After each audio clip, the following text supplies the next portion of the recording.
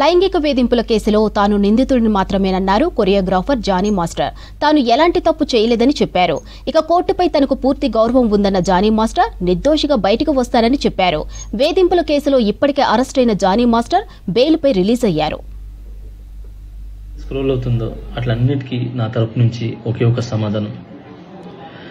న్యాయస్థానం మీద నాకు నమ్మకం ఉంది. న్యాయస్థానంలో న్యాయం ఉంది.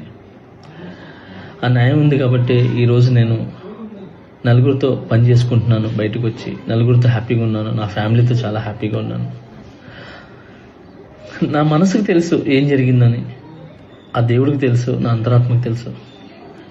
ఇవన్నీ కూడా రేపు న్యాయస్థానంలో కోర్టు నిర్ణయిస్తుంది, న్యాయస్థానం నిర్ణయిస్తుంది. న్యాయస్థానంలో నేను చాలా క్లీన్ చిట్తో వస్తాను. నిర్దోషిగా నేను బయటకు వస్తాను. ఆ రోజు మాట్లాడతాను. అప్పటి వరకు నేను నిందితుడిని మాత్రమే.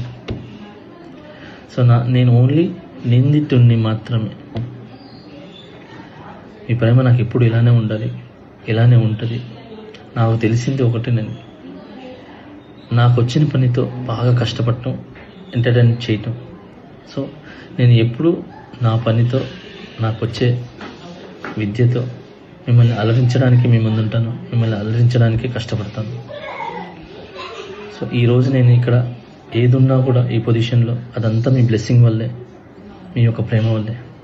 ఈ ప్రేమ నాకు ఎప్పుడూ ఉండాలి.